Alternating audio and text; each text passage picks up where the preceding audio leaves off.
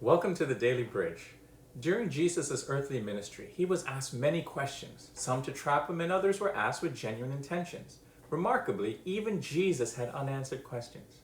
While hanging from his cross, Jesus cried out a heart-wrenching question, my God, why have you forsaken me?"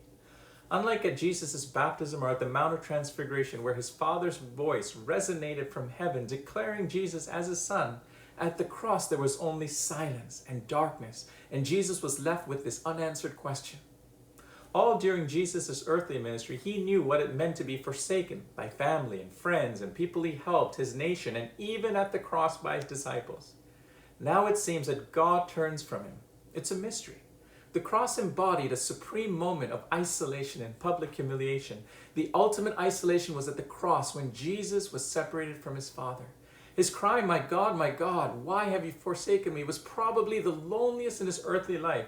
And yet in that moment, Jesus was bearing our sin. He was at the center of his Father's will. Jesus from the cross declared, "Father, into your hands I commit my spirit." From the cross, from the place of unanswered questions, Jesus commits his life to his Father, not a distant or silent God, but to his Father. Followers of Jesus are called to this similar place of paradox. One, it's a place of where difficult questions that often go unanswered. And second, where earnest desire for immediate answers must be sacrificed as we place our trust in the one who comes to us as a loving Father. Today you may feel forsaken, abandoned with a lot of unanswered questions. However, as the songwriter says, "I'm forgiven because you were forsaken. I'm accepted because you were condemned. Amazing love, how can it be that you, my King, would die for me?"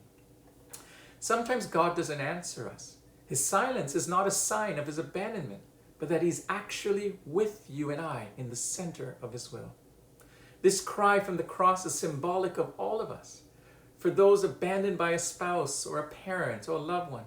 For those watching the suffering of someone we know and we love. For those lonely without hope. For those of us who have many questions and no answers. However, because of what Jesus has done for us, we have hope. He was forsaken that we might never be forsaken. He was abandoned that we might never be abandoned. He was deserted that we might never be deserted. He was forgotten that we might never be forgotten. A year and a half ago, we noticed a scratch in the right eye of our son, Micah, who was just over a year old at the time. He was tearing up a lot in that eye, so we decided to take him to the doctor. We had to actually forcibly hold him down in order for the doctor to put some fluorescein in his eyes so he could examine them. The doctor noticed something, which we now believe to be a paint chip from his crib, lodged in his cornea. We took him immediately to Sick Kids Hospital to have it removed.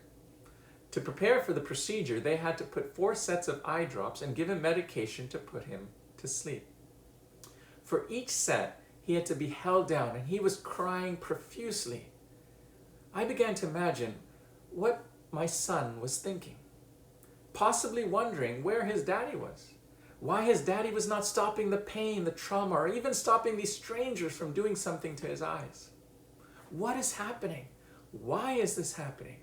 Where are my parents?